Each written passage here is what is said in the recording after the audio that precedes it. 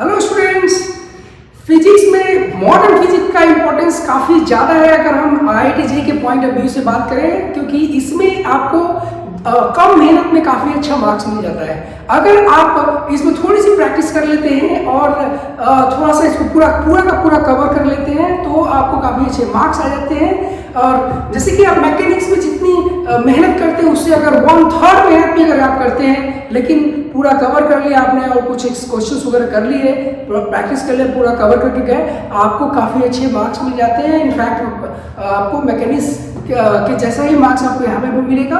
Okay, तो start करते हैं सारी चीज़ें। हमारे चैनल पे सारी की पूरे मॉडर्न फिजिक्स को मैं कवर करूँगा और आने वाले दिनों में ये या सारे के सारे जो टॉपिक्स हैं वो कवर किए जाएंगे। ओके, एक 1 by 1 तो हमारे चैनल पे बने रहिए और हमारे चैनल को लाइक सब्सक्राइब करिए।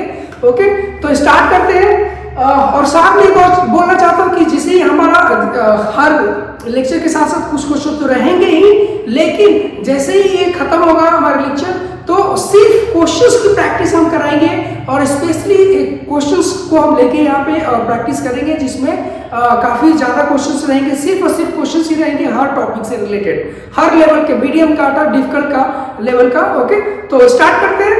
राइट, तो मॉडर्न फिजिक्स में देखिए, मॉडर्न फिजिक्स में काफ़ी चीज़ें जो है बेसिकली हमें जो टॉपिक्स हैं तो मेनली हम यहाँ पे पढ़ रहे हैं कि डी ब्रॉगली वेवलेंथ क्या होती है, फिर उसके बाद आपका बोर्स मॉडल क्या होता है, फिर एक्सरे क्या होता है, फोटो इलेक्ट्रिक इफेक्ट क्या होता है। ओके, तो स्टार्ट करते हैं। इसमें हमारा यहाँ पे जो टॉपिक्स है, ये सारे टॉपिक्स हम यहाँ पे कवर करेंगे।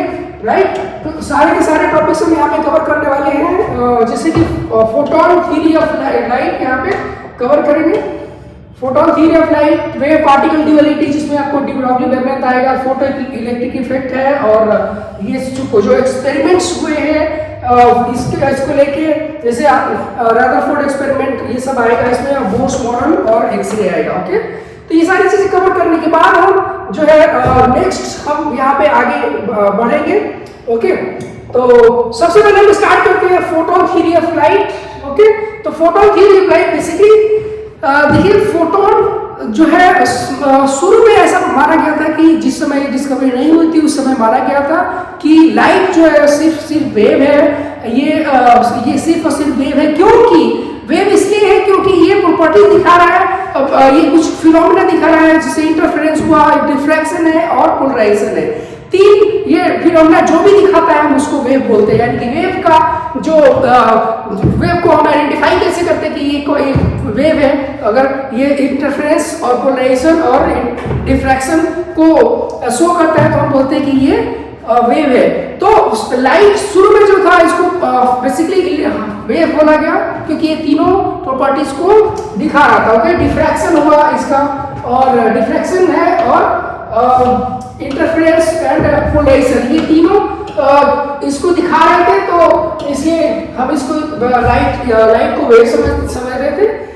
साथ में कुछ सर्कमस्टेंसेस में, कुछ सिचुएशंस के अंदर में ये इसको पार्टिकल, ये जो है ना, ये पार्टिकल की तरह बिहेव करता है। ये जो लाइट है वो पार्टिकल की तरह बिहेव करता है। बात आती है कि भाई किसके सिचुएशन में ये लाइट की तरह बिहेव करेगा, किसके सिचुएशन में ये वेव की तरह बिहेव करेगा।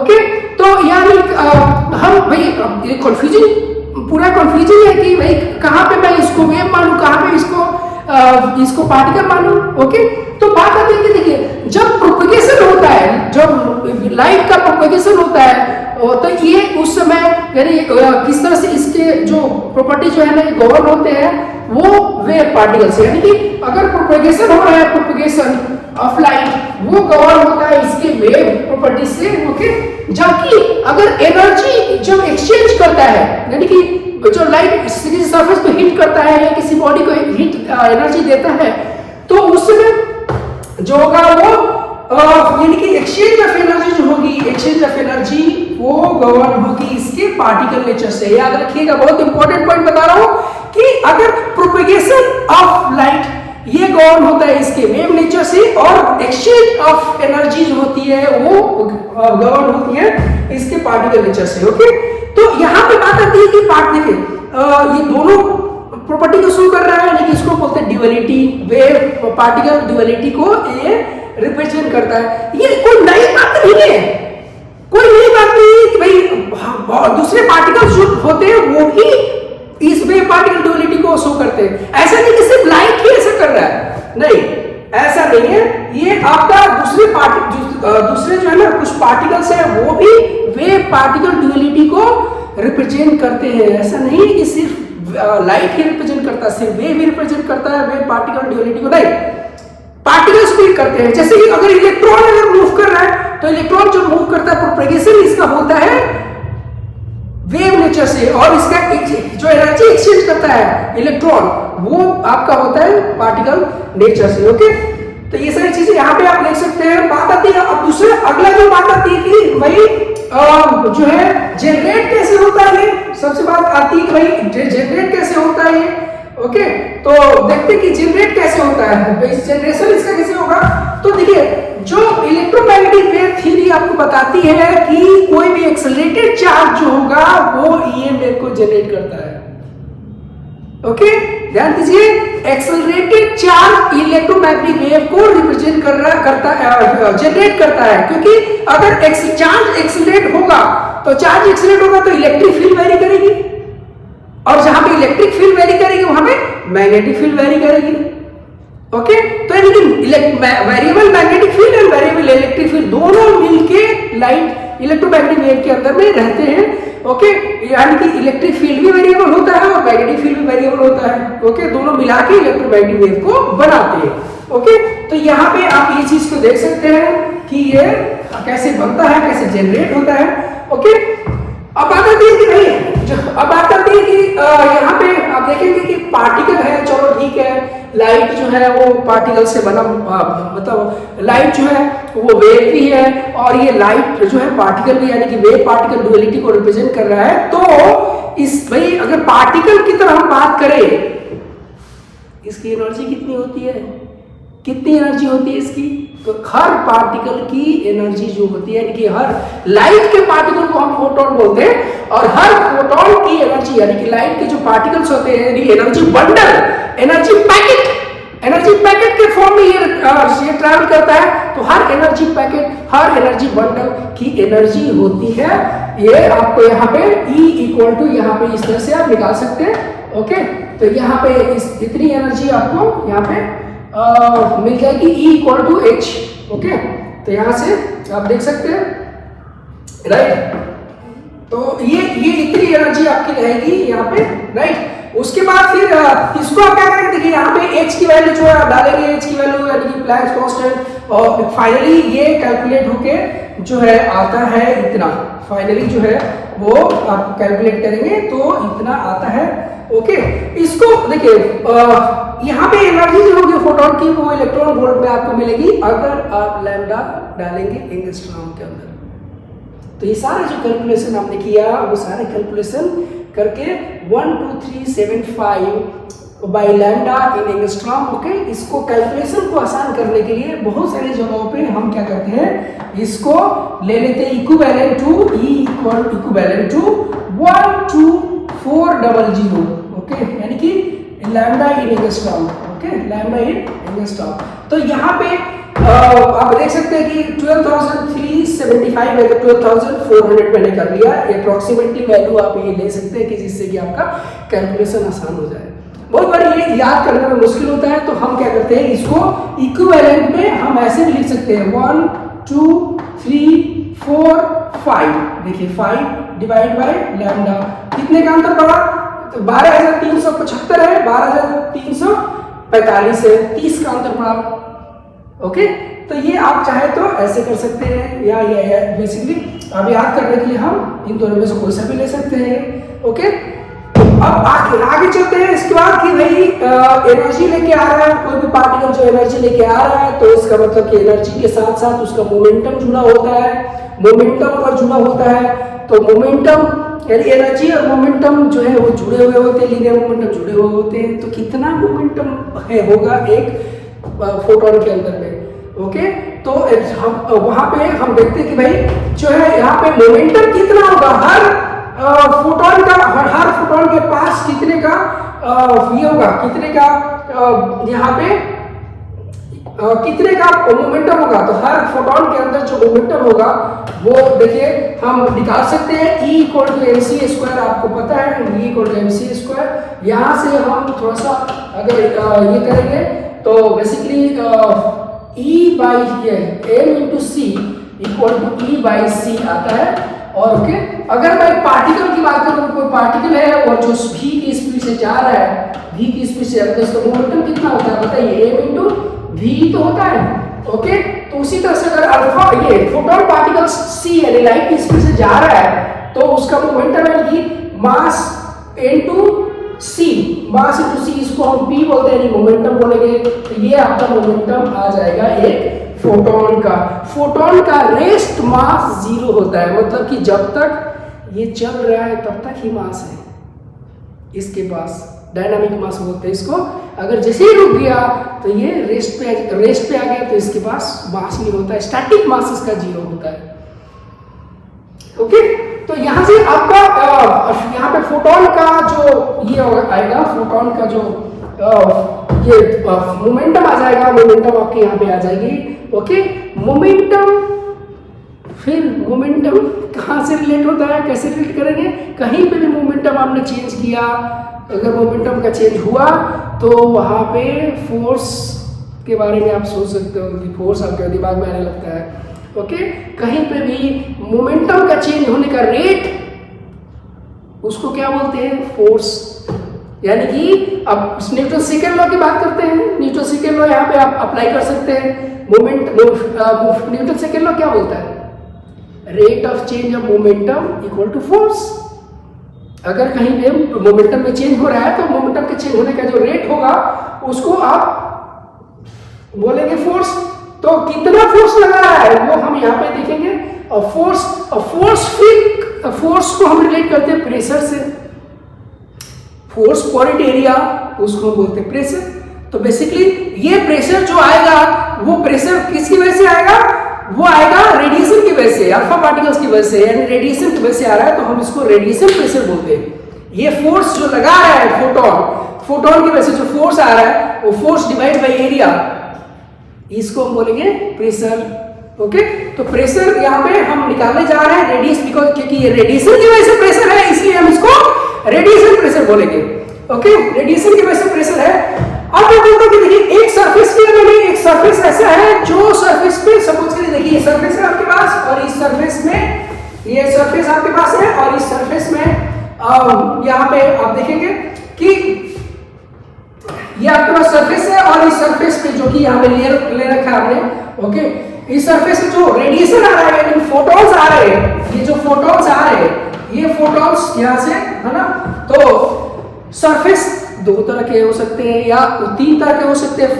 आपका सरफेस तीन तरह के हो सकते हैं। एक सरफेस ऐसा है कि जो भी रेडिएशन आया पूरा एब्जॉर्ब कर गया। दूसरा ये है कि ये सरफेस जो भी रेडिएशन आया वो पूरी तरह से ये रिफ्लेक्ट कर दिया।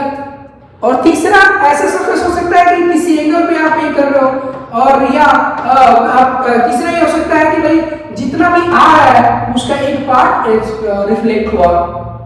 ओके, तीन तरह का सरफेस हो सकता है। एक सरफेस पूरी तरह से इसमें सरफेस ने एब्जॉर्ब कर लिया फोटॉन्स को, सारे के सारे फोटॉन्स एब्जॉर्ब हो गए, और दूसरा कि सारे के सारे फोटॉन्स रिफ्लेक्ट हो गए। और तीसरा आपके पास ये हो सकता है कि जो भी आप यहां से इंसिडेंट हो रहा है उसका इंसिडेंट का एक पार्ट ही रिफ्लेक्ट हुआ, एक पार्ट ही रिफ्लेक्ट हुआ। तीन चीजें हो सकती हैं। ओके, तो हम यहाँ पे थोड़ा इजी करने के लिए, आपको इजी हो जाए इसके लिए हम क्या कर रहे हैं कि एक ऐसा सरफेस ले रहे हैं जो पूरी तरह से एब्जॉर्ब हो जाए, पूरी तरह से सारे फोटोन्स को एब्जॉर्ब कर ले रहा है। उसी के रिजल्ट से हम वो पूरी तरह से जो रिफ्लेक्ट हो रहा है उसके लिए हम बात कर लेंगे। ओके, तो देखिए अगर इंसिडेंट, देखिए एक इंसिडेंट फोटोन है, तो इंसिडेंट फोटोन है, इसका देखिए यहाँ पे जो मोमेंटम है यानी कि p जो आ रहा है that is equal to h by lambda, ये p equal to h by lambda आ रहा है। रिफ्लेक्शन आपका 0 है, रिफ्लेक्शन 0 है तो मैं बोलता हूँ कि हर एक का मोमेंटम आपको पता है, हर फोटोन का मोमेंटम इतना है, तो इनिशियल मोमेंटम इतनी है, इसको p इनिशियल बोल देता हूँ। ओके, और अगर पूरी तरह से रिफ्लेक्ट हुआ ही नहीं तो आपको रिफ्लेक्शन के बाद कितना है, रिफ्लेक्शन के बाद मोमेंटम 0 हो गया। तो चेंज इन मोमेंटम कितना आएगा? चेंज इन मोमेंटम आएगा final momentum, final minus initial momentum, यही तो चेंज होगा। ओके, अगर फाइनल 0 है माइनस, और देखिए इसमें ये वाला डायरेक्शन को आप अगर ये वाला डायरेक्शन को पॉजिटिव ले रहे हैं तो ये वाले को नेगेटिव लेना पड़ेगा, क्योंकि मोमेंटम एक वेक्टर क्वांटिटी है, इसमें डायरेक्शन का ख्याल रखना पड़ेगा आपको। ओके, मोमेंटम एक वेक्टर क्वांटिटी है, इसमें डायरेक्शन का ख्याल रखना पड़ेगा आपको। तो यहां पे माइनस पी ये आएगा p के बराबर, यहाँ पे p के बराबर आएगा, और यहाँ से p की वैल्यू e/c आ जाएगी। ओके, ये आपका चेंज इन मोमेंटम है। चेंज इन मोमेंटम आपको पता है कि फोर्स से रिलेट करते हैं हम चेंज इन मोमेंटम को, फोर्स को चेंज से ऐसे करेंगे। ओके, अब फोर्स को हम रिफाइन करते हैं न्यूटन सिटी में, और ये कोई नई चीज नहीं बता रहा हूं मैं। ओके, कोई नई चीज नहीं बना रहा हूं मैं यहाँ पे आपको। फोर्स से बोले चेंज इन मोमेंटम, और चेंज इन मोमेंटम यहाँ पे आपको इसको हम आगे अगर बात करें तो देखिए, अगर इसी चीज को मैं लिखूं, इसी चीज को अगर लिखूं तो मैं लिख सकता हूं डेल्टा ई, इसको हम लिख सकता हूं इस तरह से, मैं इसको लिख सकता हूं यहाँ पे delta P equal to delta E/c मैं कर सकता हूं, डेल्टा ई यहाँ पे आप लिख सकते हैं। इसी को मैं चेंज के फॉर्म में लिख रहा हूं मैं, और कुछ नहीं, change delta E/c। Okay, delta p equal to delta E/c, हम इसको इस फॉर्म में लिख सकते हैं। ओके, यहाँ पे अब देखिए आपका क्या होगा कि डेल्टा ई आ गया ये। अब दोनों तरफ अगर मैं डिवाइड कर दूं, दोनों तरफ मैं किसी डिवाइड कर दूं, टाइम से, दोनों तरफ से मैं डिवाइड कर दूं टाइम से डिवाइड कर दूं, तो ये चीज आ जाएगी। देखिए जो अभी यहाँ पे आई हुई है। अब बताइए इसको क्या बोलोगे आप? फोर्स ही तो बोलोगे, भाई, फोर्स इसको बोलोगे ना, तो फोर्स आप बोलोगे तो इसको, ठीक है, यहाँ पे फोर्स, यहाँ पे आपको फोर्स आ जाएगा आपका, ठीक है। तो यहाँ पे अब आप देखेंगे कि इस चीज को फोर्स आप बोल रहे हो यहाँ पे, और ये आ गया, और उसके बाद यहाँ पे हम इसको इक्वेशन नंबर 1 का नाम दे दिया मैंने, इक्वेशन नंबर 1 का नाम दे दिया। ओके, इसके बाद हम करने जा रहे हैं इंटेंसिटी को। इंटेंसिटी हम यहाँ पे लाने जा रहे हैं। इंटेंसिटी कैसे डिफाइन करते हैं? तो इंटेंसिटी डिफाइन करते हैं कि एनर्जी पर यूनिट टाइम पर unit area. Energy per unit time पर यूनिट एरिया क्या मतलब है इसका? अगर मैं फिजिकल बात करूं, अगर फील करने की बात करूं, कैसे फील करोगे आप इसको? तो सपोज करिए कि ये बोर्ड है, और इस बोर्ड के ऊपर हमने एक बल्ब से लाइट दे रहे हैं हम इसको, तो जो भी इंटेंसिटी आएगी, जो भी ब्राइटनेस आएगी, कुछ उसको मान लीजिए कुछ ब्राइटनेस आपने मान लिया, वो कुछ इंटेंसिटी होता है आपकी, सपोज करिए। अब आपने क्या किया कि 4 बल्ब यहां पे लगा दिए, 4 बल्ब को यहां पे फोकस कर रहे हैं। ब्राइटनेस बढ़ेगी कि घटेगी? बढ़ेगी ना, बढ़ेगी, मतलब ब्राइटनेस आपकी बढ़ गई। वही ब्राइटनेस बढ़ी क्यों? इंटेंसिटी बढ़ गई, लाइट की इंटेंसिटी बढ़ गई। लाइट की इंटेंसिटी बढ़ गई मतलब वहां पे नंबर ऑफ फोटॉन्स जो गिर रहे हैं वो बढ़ गए, नंबर ऑफ फोटॉन्स जो गिर रहे हैं वो बढ़ गए, उसी को बोलते हैं इंटेंसिटी। यानी कि किसी दिए हुए सरफेस पे कितने नंबर ऑफ फोटॉन्स गिर रहे हैं वो आपको बताता है इंटेंसिटी। इंटेंसिटी बढ़ेगी मतलब ब्राइटनेस बढ़ेगा, ब्राइटनेस बढ़ने से आप इसको समझ सकते हो, ब्राइटनेस बढ़ रहा है इसका मतलब इंटेंसिटी बढ़ रही है। ओके, तो यहाँ पे आते हैं अगला चीज जो है कि हम इंटेंसिटी यहाँ पे डिफाइन कर रहे हैं, और इंटेंसिटी कैसे डिफाइन करते हैं? तो बेसिकली यहाँ पे इंटेंसिटी ऑफ लाइट जो होगी वो I इक्वल टू 1/s, यानी कि मैंने अभी इंटेंसिटी के बारे में बोल रहा था मैं आपको, तो इंटेंसिटी जो होगा I equal to E by delta T, okay, into A, ऐसे आप लिख सकते हो। क्या है? Intensity equal to energy per unit area per unit time. Okay, intensity equal to energy per unit area per unit time, energy per unit area per unit time. Okay, ये आपको थोड़ा सा मैं करूंगा, एरिया की जगह पर मैं यहाँ पे S लिख रहा हूं, तो ये I equal to 1/s। Okay, तो यहाँ पे थोड़ा सा इसको एक साथ ले लिया, और फिर इसको यहाँ पे लेके चले गए, मल्टीप्लाई कर लिया आपने। ओके, अभी बताइए कि ये चीज जो है, ये चीज मतलब इसको हमने इक्वेशन नंबर 2 बोल दिया, और यहाँ से ये चीज और ये चीज दोनों को हम रिप्लेस कर सकते हैं क्या? ऑफ कोर्स इस चीज को हम यहाँ पे रिप्लेस कर सकते हैं और यही चीज किया गया है यहाँ पे अगले स्टेप में। ओके, अगले स्टेप में यही किया गया है, ठीक है। तो यहाँ पे मैं करके यहाँ पे इसको यहाँ पे रिप्लेस कर देते हैं। तो हम बोलते हैं कि from 1 and 2 equation number 1 and 2 से हम क्या करेंगे कि इसकी वैल्यू f, देखिए यहाँ पे f इक्वल टू 1 बाई, इसको मैं वहां प्लेस करता हूँ 1 by c equal to i into S. Okay, तो ये आ जाएगा। तो यहाँ से थोड़ा सा हम अगर ये करें बेसिकली, अब एक और चीज है कि फोर्स डिवाइड बाय, यहाँ पे मैं फोर्स डिवाइड बाय यहाँ पे एस को मैं ले आता हूँ, तो फोर्स डिवाइड बाय एस को क्या बोल सकते हो? आई बाय सी। और ये फोर्स बाय एरिया क्या बोलोगे आप? इसको क्या बोलोगे? प्रेशर ही तो बोलोगे, force by area. Force by area को हम प्रेशर बोलेंगे, आई बाय सी। ओके, तो ये आपका प्रेशर है। अगर इसको बोलते हैं प्रेशर क्योंकि ये रेडिएशन की वजह से आ रहा है, तो हम पी रेडिएशन हम लिखते हैं। ओके, पी रेडिएशन है। ओके, अगर हम बात करें तो इसको पी रेडिएशन आप यहाँ पे नोट कर सकते हैं। अगर पूरी तरह से सरफेस देखिए, सरफेस में आ रहा है, इंसिडेंट हो रहा है और इंसिडेंट होने के बाद ये रिफ्लेक्ट होकर जा रहा है, तो हम उसको ये कर सकते हैं कि इंसिडेंट होकर जा रहा है। देखिए यहाँ पे इंसिडेंट हो रहा है और फिर पूरी तरह से रिफ्लेक्ट हो रहा है। तो यहाँ पे आप देख सकते हो पी इनिशियल और पी फाइनल, ये माइनस रहेगा यहाँ पे, तो डबल हो जाएगा, मतलब पहले में जितना था उससे डबल हो जाएगा इसमें। बस इतना ही। कैसे भाई? तो चेंज इन मोमेंटम भी तो डबल हो रहा है यहाँ पे। P final minus P initial, ये जो होगा वो ये आपका आएगा minus H lambda minus of minus H by lambda, ये आएगा आपका 2h by lambda, 2h by lambda, ये आएगा डेल्टा पी। करेक्ट, और डेल्टा पी है उसी करस्पॉन्डिंग ये रेडिएशन प्रेशर भी डबल हो जाएगा, रेडिएशन प्रेशर भी डबल हो जाएगा। समझ गए बात को? अब ठीक है, होपफुली यहाँ तक कोई दिक्कत। अब देखिए पूरी तरह से एब्जॉर्ब हो गया तो रेडिएशन प्रेशर I बाई सी है। अगर पूरी तरह से रिफ्लेक्ट हो गया तो डबल हो गया, क्योंकि चेंज इन मोमेंटम डबल हो गया। तो यहाँ पे अगर इसके बीच में कुछ है तो मान लीजिए कि कुछ अगर बीच में है तो भाई समझ गया कि 20% रिफ्लेक्ट हुआ है, तो 20% रिफ्लेक्ट हुआ, उसमें क्या बोल सकते हो भाई? तो उसमें हम लिख सकते हैं, उसमें बहुत आसानी से आप दोनों का इस्तेमाल करना पड़ेगा आपको कि अगर P रेडिएशन ओके 20% रिफ्लेक्ट हुआ, मतलब कि 75% एब्जॉर्ब हुआ पूरी तरह से, तो 75% के लिए यानी कि 0.75 के लिए I बाई सी, ठीक है, और प्लस कितना परसेंट रिफ्लेक्ट हुआ? 25%। ओके, तो ये 25%। बात समझ आ रही है?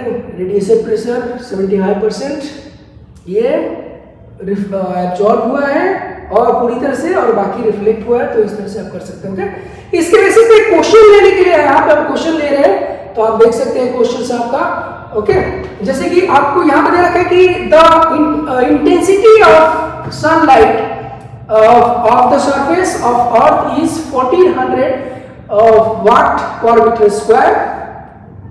ओके, तो इनकी ऐसे बोलो कि इंटेंसिटी आपको दे रखी है, वो इंटेंसिटी दे रखी है, देखिए इंटेंसिटी दे रखी है 75, यहाँ पे आप देख सकते हैं इसको कि इंटेंसिटी जो है दे रखी है। ओके, यहाँ पे अगर थोड़ा सा क्वेश्चंस लेके अगर बात करें तो 75% सॉरी, यहाँ पे इंटेंसिटी है, ये देखिए intensity, this is I. Okay, assuming wavelength of sunlight to be wavelength है कि ये लैम्डा दे रखा है। Okay, this is the lambda, और कैलकुलेट करना है the photon on photon flux का मतलब photon per second. Okay, arriving at 1 metre square area on earth perpendicular to light radiations. तो हमें बेसिकली आपको फाइंड आउट करना है फर्स्ट में आपको फाइंड आउट करना है photon flux. photon flux, okay, photon flux that is equal to photon, okay, photon per second, आपको ये फाइंड आउट करना है। ओके, तो यहाँ पे कैसे करेंगे हम? फोटोन पर सेकेंड कितना आ रहा है, फोटोन पर सेकेंड। तो सबसे पहले आप क्या करिए, यहाँ पे थोड़ा सा आप दिमाग लगाइए। सबसे पहले तो आप कोशिश करिए फाइंड आउट करने की कि एक फोटोन की कितनी एनर्जी हो रही है, एक एनर्जी। ओके, तो यहाँ पे अगर मैं वैल्यू निकाल के मतलब जो दे रखे हूँ उसको मैं देखूँ तो इंटेंसिटी दे रखी है 1400 वाट पर मीटर स्क्वायर, और उसके बाद लैम्डा इन्होंने दे रखी है कितनी 6000 एंगस्ट्रॉम दे रखा है इन्होंने। ओके, तो एक फोटोन की एनर्जी निकल आएगी यहाँ से, फोटोन एक फोटोन की। ओके, तो एक फोटोन की एनर्जी आपकी आ गई। फोटोन फ्लक्स चाहिए, फोटोन फ्लक्स चाहिए। ओके, तो फोटोन यानी कि ऐसे समझिए कि एनर्जी पर सेकंड कितनी आ रही है। अगर एनर्जी पर सेकंड आ गई, पता चल गई, तो उससे हम क्या कर सकते हैं, फोटोन फ्लक्स भी निकाल लेंगे। जैसे इंटेंसिटी का क्या मतलब है? इंटेंसिटी का मतलब है कि एनर्जी पर सेकंड, एनर्जी जो पर सेकंड आ रही है, पर सेकंड पर unit area, per unit area. Okay, energy पर सेकंड ये आएगा यहाँ पे। ओके, एनर्जी पर सेकंड। तो यहाँ से आपको एक फोटोन की एनर्जी इतनी आ गई, तो एनर्जी पर सेकंड आपको अब देखिए एक फोटोन की एनर्जी पता चल गई आपको। तो यहाँ से बेसिकली इंटेंसिटी दिया है, इंटेंसिटी का मतलब कि ये हो गया। अब सपोज करें कि नंबर ऑफ फोटॉन्स n है, n is the number of photons. Okay, तो n नंबर ऑफ फोटॉन्स का मतलब कि total n number of photons और एक फोटोन की एनर्जी E है, तो टोटल एनर्जी जो होगी वो n into E that is equal to total energy E total. Okay, E total इतनी एनर्जी आपकी आ रही है। बाकी इस यानी कि ये E टोटल है, E टोटल। तो यहाँ से आपको E total divide by per second that is equal to I into S.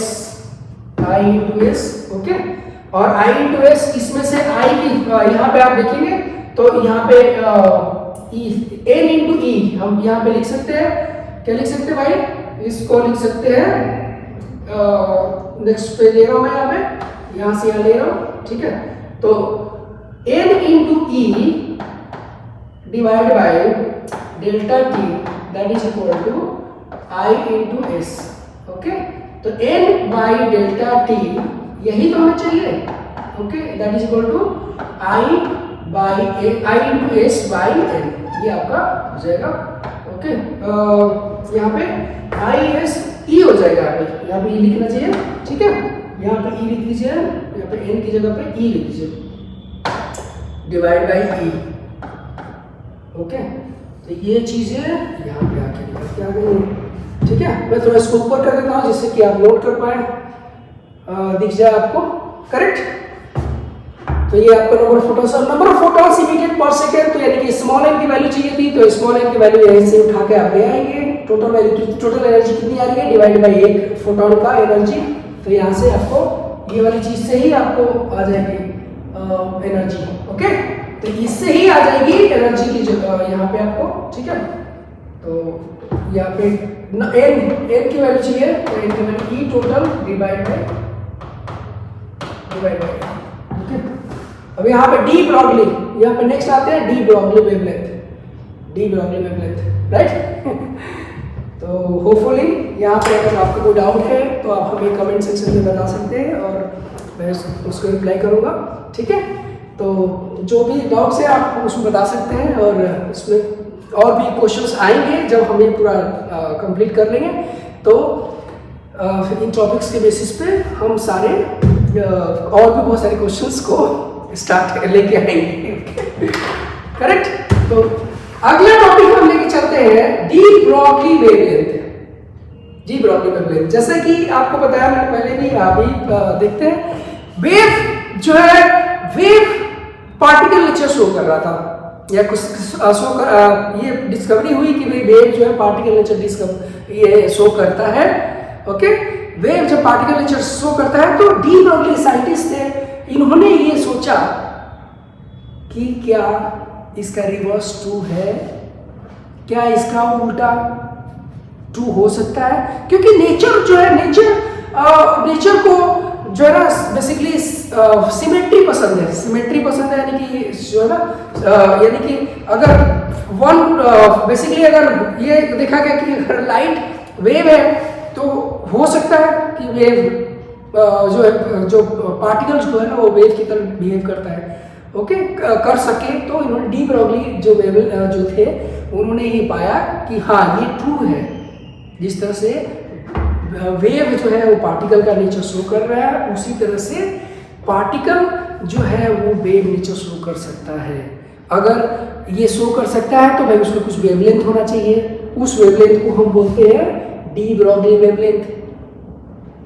और ऐसा वेव जो मैटर से यानी बॉडी से यानी पार्टिकल से एसोसिएटेड होता है, ऐसा वेव जो पार्टिकल से एसोसिएटेड होता है उसको हम मैटर में बोलते हैं, उसको मैटर में बोला जाता है। जो वेव मैटर से एसोसिएटेड होती है उसको मैटर में बोलते हैं और उसका अपना एक वेवलेंथ होता है, ओके, वेवलेंथ होता है। तो हम वेवलेंथ की वैल्यू कैसे निकालेंगे यहाँ पे हम बात करते हैं, ओके। तो सपोज करें कि देखिए सपोज करें कोई पार्टिकल है और ये पार्टिकल मूव कर रहा है कि v मास m है इसका और v की स्पीड से मूव कर रहा है, तो इसका मोमेंटम बताइए कितना होगा, मोमेंटम होगा m into v, मोमेंटम भी m into v होगा ना, राइट।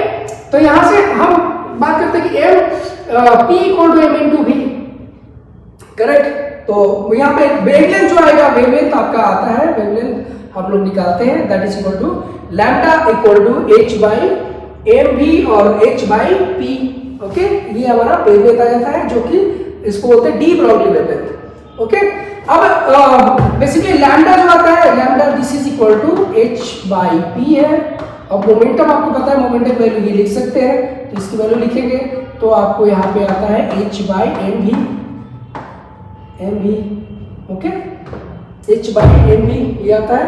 अब उसके बाद अगर बात करें तो यहाँ पे देखिए अगर कोई बॉडी है और ये मूव कर रहा है v की स्पीड से, ओके, तो v की स्पीड से अगर मूव कर रहा है तो इसकी काइनेटिक एनर्जी आप लिख सकते हैं। काइनेटिक एनर्जी कैसे लिख सकते हैं, kinetic energy equal to half M V square, half M V square, okay. और मोमेंटम को हम रिलेट कर सकते हैं काइनेटिक एनर्जी से, कैसे रिलेट कर सकते हैं भाई, half m into V into V, okay, half M V. और यहां से हम रिलेट कर सकते हैं कि मास इंटू वेलोसिटी को, मास इंटू वेलोसिटी को क्या बोलते हैं, मोमेंटम बोलते हैं। तो 2 इसको यहां पे लेके जा रहा हूं मैं, k बाई 2k बाई यहाँ पे जो है ना v, 2k बाई v जो होगा वो होगा, इसको बोलते हैं ये m इंटू वी, तो इसको बोलेंगे p, ओके, इसको बोलेंगे p, करेक्ट। या हम ऐसे भी कर सकते हैं थोड़ा इजी करने के लिए कि थोड़ा सा ये करने के लिए कि हम ये ऐसा कर सकते हैं आप कि मास से मल्टीप्लाई कर सकते हैं दोनों तरफ अगर मास से मल्टीप्लाई कर देंगे तो वहां से वो तरीका भी हम लोग अपनाते हैं, ओके। तो मैं आपको बंद कर देता हूँ एक तरह से, ठीक है। और अभी चाहे तो आप इसको अप्लाई करिए चाहे उसको अप्लाई करिए, ठीक है। तो अभी इसको हम ले लेते हैं। यहाँ पे आप क्या करिए कि दोनों तरफ बेसिकली मास से मल्टीप्लाई कर दीजिए, m into K that is equal to half into m square into V square, okay. और यहाँ पे थोड़ा सा मल्टीप्लाई कर दीजिए 2mk, मतलब इसको 2 को उधर लेके जा रहा हूँ, और m square into V square, okay. और यहाँ से दिस इज मोमेंटम का स्क्वायर, तो p equal to under root of 2m, यहाँ से ओके। ये चीज मैंने यहाँ पे लिखी है, ओके। तो मोमेंटम आप निकाल सकते हैं यहाँ पे, ओके। अब एनर्जी देखिए, कई बार होता है कि जो पार्टिकल है वो खुद ही चार्ज है, सपोज करिए अल्फा पार्टिकल है, कोई इलेक्ट्रॉन है, कोई आयन है जैसे सोडियम आयन है, और कोई भी आयन हो सकता है, ओके। तो कुछ भी पार्टिकल्स है वो आयनाइज्ड है और ये उसके ऊपर चार्ज है कुल मिला के, ओके। और उसको हम क्या कर रहे हैं कि दो प्लेट्स है जिस इसके क्रॉस पोटेंशियल भी लगा हुआ है, तो हम क्या करते हैं कि उसको इनकी पोटेंशियल भी है, यहाँ से छोड़ते हैं, यहाँ पे पहुँचते पहुँचते इसके बाद जो है ना वेलोसिटी आ जाती है, मतलब वेलोसिटी आएगी, वेलोसिटी आ जाएगी तो काइनेटिक एनर्जी आ जाएगी। ओके, यहाँ से यहाँ पे आ जाएगी तो काइनेटिक एनर्जी आ जाएगी। ओके, और ये काइनेटिक एनर्जी जो अगर V पोटेंशियल है इन दोनों के बीच का, तो काइनेटिक एनर्जी जो आएगी कितनी आएगी, Q into V, this is K equal to Q into V आ जाएगा। ओके, अब यहाँ से जो चीजें हैं, अगर मैं बोलूँ कि यहाँ पे देखिए, तो इसी को हम सबको एक जगह मैं समअप करूँ मतलब कि ये भी ले आऊँ, ये भी ले आऊँ, ठीक है। अगर मैं समअप करूँ सबको, इसको ले लो, इसको ले लो, इसको ले लो, सबको एक जगह आप करोगे तो ये लैम्डा के अलग अलग फॉर्म हो जाते हैं कि ये डी ब्रॉगली वेवलेंथ है, और डी ब्रॉगली वेवलेंथ की वैल्यू आप चाहे तो h/m भी करिए, h/p करिए, h/√2m करिए, या h/√2m/v करिए। कोई सा भी ये फॉर्मूला आप याद रख सकते हैं और इससे आपका काम आसानी से हो जाएगा। बहुत सारे हम इसमें क्वेश्चंस वगैरह कर सकते हैं। ओके, तो डी ब्रॉगली वेवलेंथ जो है वो आपका यहाँ पे देख सकते हैं, सारे डी ब्रॉगली वेवलेंथ। अब मान लीजिए कि आपके पास इलेक्ट्रॉन है, अगर हो सकता है इलेक्ट्रॉन है, चार्ज जो पार्टिकल तो चार्ज पार्टिकल तो है, लेकिन चार्ज पार्टिकल है तो वो चार्ज पार्टिकल कैसा है, इलेक्ट्रॉन है। तो जब इलेक्ट्रॉन है तो उसका मास भी पता है हमें, उसका चार्ज भी पता है। जब उसका मास और चार्ज दोनों पता है तो भाई क्यों ना हम इसकी वैल्यू यहाँ पर पुट कर दें। तो इसकी मास, अगर मास भी पता है और ये मास पता है आपको, ठीक है, और साथ में आपको चार्ज भी पता है, तो हम क्यों ना उसको यहाँ पे हम क्यों ना पुट कर दें वैल्यू, यहाँ पे चार्ज इसकी वैल्यू पुट कर दें, इसकी वैल्यू पुट कर दें। तो अगर इलेक्ट्रॉन की बात करें तो इलेक्ट्रॉन के केस में अगर पता है आपको इलेक्ट्रॉन है तो इसको लिख सकते हैं h/2v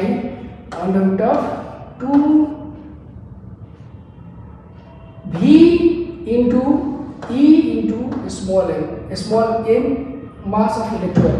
इसकी वैल्यू हमें पता होती है, इलेक्ट्रॉन का चार्ज कितना है, मास कितना, वैल्यू रखेंगे तो ये आपको अंडर v की वैल्यू, लैम्डा की वैल्यू आ जाएगी ये इतना, क्या अंडर 150/v वोल्टेज होगा वो आपको ऐसा आएगा। ठीक है, अब इसी के ऊपर हम क्वेश्चंस कर लेते हैं डी ब्रॉगली वेवलेंथ के ऊपर। अच्छा, डी ब्रॉगली वेवलेंथ है काफ़ी इंटरेस्टिंग है। आपको पता है कि D Broglie wavelength Bohr's model को एक्सप्लेन करता है, जो कि मैं यहाँ पे आप लोग देखेंगे, अभी डायग्राम है।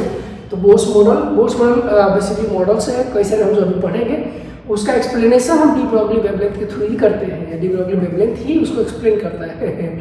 ओके, काफ़ी इंटरेस्टिंग है डी ब्रॉगली वेवलेंथ। तो अब देखिए, वो इलेक्ट्रॉन है और उसको 50 वोल्ट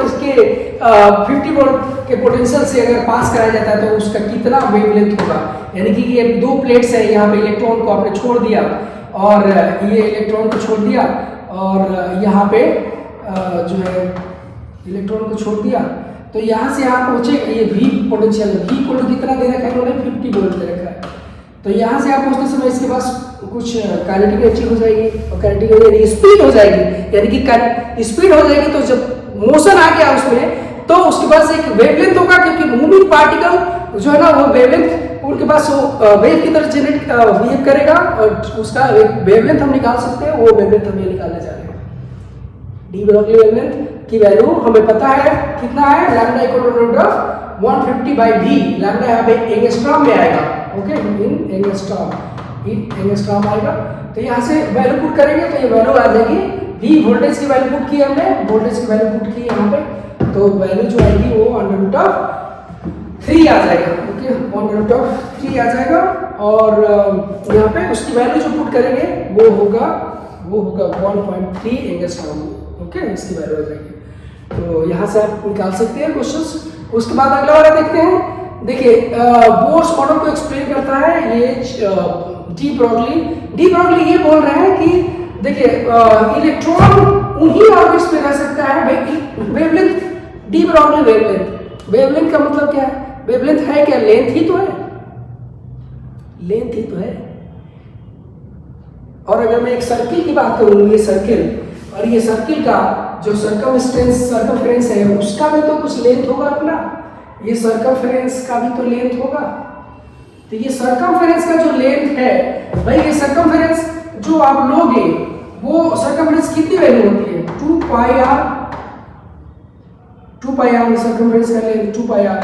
और अगर मैं वेव की बात करूं, वेव कहां से कहां तक? यहां से लेके और यहां तक, तो एक वेव हो गया। देखिए यहां से यहां तक ऐसे पास कर रहा ना, यानी ऐसे बोलो कि ऐसे आ रहा है, ये एक वेव हो गया, एक वेव हुआ ना भाई। ओके, उसी तरह से दूसरा वेव ऐसे यहां से यहां तक एक वेव, ये दूसरा वेव आएगा समझ। तो बोल रहा हूं कि इसी तरह से एक वेव, दो वेव, इस तरह से एन वेव अगर है, एन वेव, तो यहां से यहां तक कि आप कितना बोलते हो उसको? लैम्डा ही तो बोलते हो भाई, लैम्डा ही तो बोलते हो, ये तो लैम्डा ही तो है, ठीक है, लैम्डा ही तो बोलते हो, सही है। तो ये इसी तरह से अगर एन वेव्स है तो कितना हो जाएगा? N lambda. अगर एन वेव्स है तो एन लैम्डा,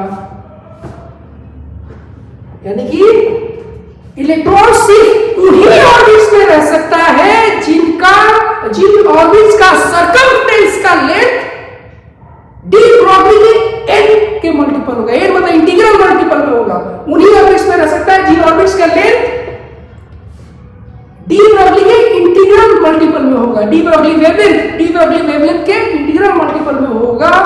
और या ऐसे बोल सकते हो कि जो पूरे कंप्लीट जो वेव बन रहे हैं उनका n टाइम्स जो होगा, n इंटीग्रल मल्टीपल होगा, उसी के बराबर होगा। बस ये नहीं कि कहीं पे भी यहाँ पे इलेक्ट्रॉन का मन किया यहाँ पे रह गया, नहीं, ऐसा नहीं होगा। यहाँ पे इलेक्ट्रॉन का मन किया तो रह जाएगा, नहीं, ऐसा नहीं होगा। ऐसा नहीं कि हर जगह इलेक्ट्रॉन कहीं ना कहीं जहां मन किया वहां रह गया, नहीं, सिर्फ उन्हीं जगहों पे रहे, उन्हीं सर्कमफेरेंसेस में रहेगा जहां पे उन्हीं सर्कमफेरेंसेस जिनकी लेंथ, उन्हीं सर्कमफेरेंसेस में रहेगा जिनकी लेंथ इस वेव के n टाइम्स के बराबर होगा, यानी इंटीग्रल मल्टीपल के बराबर होगा, वही होगा। ओके, तो ये हमारा एक्सप्लेन करते हैं, यहाँ से एक्सप्लेनेशन होती है। ओके, तो ये हमारा पूरा एक तरह से है, यहाँ पे डी ब्रॉगली वेवलेंथ तक हम यहाँ पे इस लेक्चर में हम इसको कंप्लीट करते हैं।